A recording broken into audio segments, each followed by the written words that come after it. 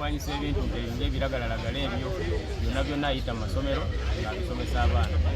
so mumuyambe yeyongereko okugenda mu maaso mpozi era n'ekyesomero agenda amaze P7 agenda mu senior 1 era tusaba abantu bonna abali eyo bategeere nti omuntu wammwe gwe mwawagira okuva ku myaka 7 kati akuze kuba abantu badde tebamanyi nti kati first kid kati yengana atya akuze agenda ku senior 1 so mwebale nnyo mwebalire ddala mukyala Jowe watufunira essomero fresh je baliko je baliko biri bitya tukulaba mu ggandulo yambadde onyumye bulungi nnyo kiki ekibadde omuntu ali akulaba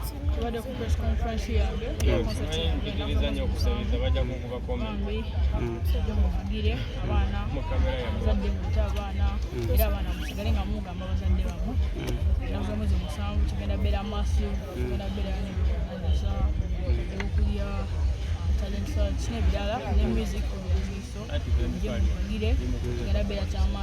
been with you since 2019, giving you my music. So right now, doing my festival concerts while I'm finishing my primary living examinations. I finished them on 6th and 7th. I thank everyone who sent me a success card. Right now, all the focus is in my concert. Kati mu concert yo ita bana kika kye bawagezi kuba kati oluzungu olungi nnyo waliwo omwana wa wansi eri atandika no kigatta abaana bonna nze nange mbimanyi byonna mbiyiseemu byonna right now olamu wange watereramu yaninga balinyenga n'abaana bonna abaana ba wansi nange naliko ngamu era ebisiga bimuyitamu bimanyi je tugenda beera nga tukuwa tugenda beera nga twogerakoko ne ku nsonga zibanyiga era try to reach out my voice nenga buli mwana kitugatta wamu tulina okujja nga bw'oyita abaana abato ab'emyaka gyo oba oli awe tusubire abantu abakulu okujja oba still the audience gye wetagaye y'abaana yokka show is free to everyone to come but like the most aimed at is kids cause we have riding abampagira nenga n'abantu abakulu n'abampagira you're very free to come and have fun era woleeta omwana ogira bwerere naye wotaza na mwana kiri okay omuntu mukulengera bwerere kasajja n'omwana otajja n'omwana asasula omutwalo ajja n'omwana asasula ebiri yenayingira bwerere what's the motive ku show yeeno omuntu lwaki osazeewo okukola show eno asazeewo okukola show eno celebratinga maliza P7 era n'okunyamba okugenda kwanagala ebo era n'okwemerako era abaguzi bange olaba my progress era obagamba nti nkyabakuba wadde namaze P7 era music wange ajja era museka lwaki saawa eno osizeewo okukola concert? It was like the right time kubanga ebuuzo nabimaze enyimba zange badde nzita era bagula ne babunafu badde mu bibuuzo so this is the right time to come back with a concert era n'okunganya abaana abakyali bange campaign ya concert ku ssomero tugitandikiddeeyo kubanga basooka okujja okuwagira kusomera nabagamba dda ne principal era nsigala era abaana kusomero lyange banja bagenda kakati omuntu ayinza okwebuuza ku KPS omalirizzaawo era ogenda ku level eddako mu secondary yo lupale lya group nasobola okuba nga ate kuyambako nga bwekoze guno omuli mu primary lupale group simanyi nga badde nga bali busy this time but we still have a lot of time Uncle Studio no Uncle Raju badde nkyali in touch naye era tomanya mukama kyasalawo agenda nakyo naye nga there is a good chance that they will continue with me mu concert eno oba mu show eno bakuyambyekoko banyambyeko they have helped me bafunira abantu connections nabo kenyini ne banyambako financially era bebaza nnyo nnyo Moscow Studio Rajiv Valeria Foundation as well bebaza nnyo kakati abayimbi bagenda okujja okuwerekerako bayimbi ki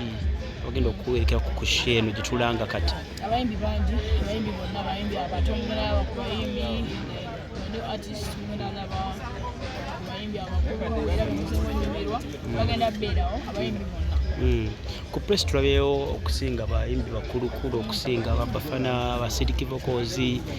nabo tubasuubira okujja okuyimbirako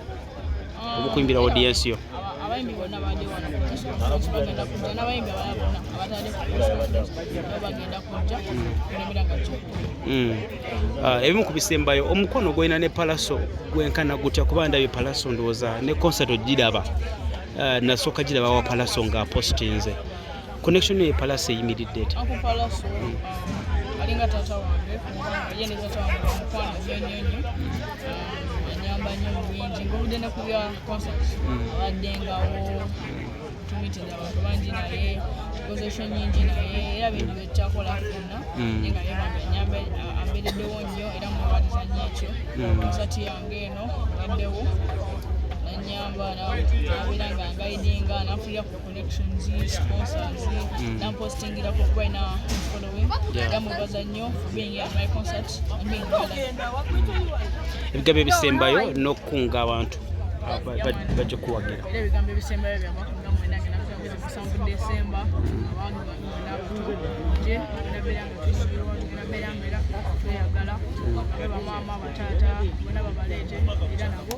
babeere nga babeera involved tugenda beera nga we do many activities si kuyimba kwokka tugenda beera nga tukola activities era mugenda banga muzirawo activities kyendala zigere kubaawo tugenda beera nga bazanya mu basket castles face painting tugenda kolamu ebya talent wano tugenda kolamu competitions so it's going to be around like a festival or celebrating a fresh kid. Okay kale okuyingira meka emitwalo ebiri omuzadde ayingira bwerere wajja n'omwana omwana eziba mitwalo ebiri naye omuzadde wajja yekka omuzadde n'omuntu yenna waba asazeewo okujja yekka mitwalo. Okay tuyanza Ochogamba abayimbi bajjira bwerere n'ebintu byonna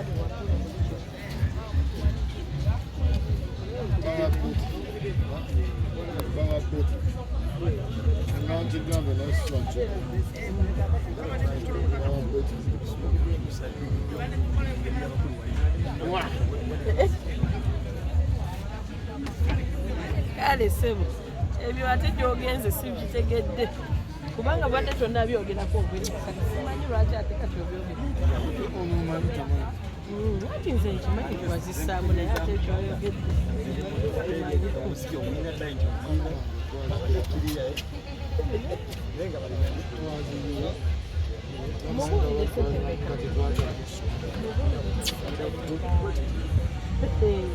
omanyi mwemutumya abantu nemubazalawo bakona naye akimanyi bakona batumanyi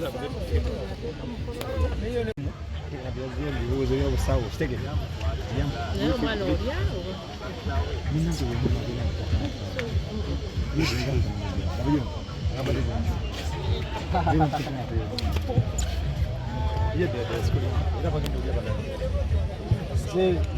webenako kubalumba omuwulire kimulibanga kanakana keka best friend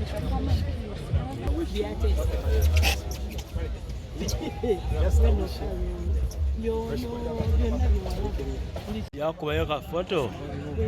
wowe obusayini bwo bwotera okukola bwebo obulabye ng'oli mu kigundi ky'essomero KPS nalaba busayini neŋŋamba ekyekyo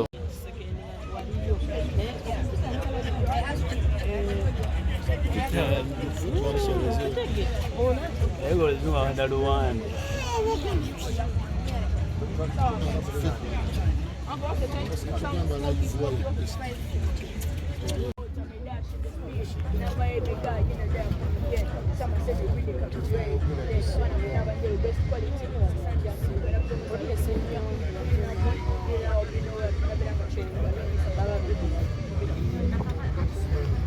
Patrick, what did I do?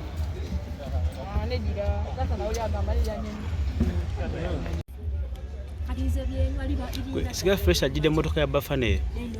BMW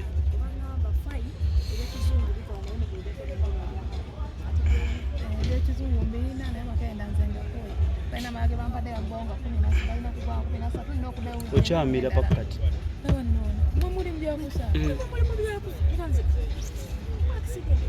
nina okuddayo nga mmeka ku wiikendi nyola eddagala eddala lyamutwala liri kitundu omusajja yangamba olaba ekifuba kisobola omumala omwaka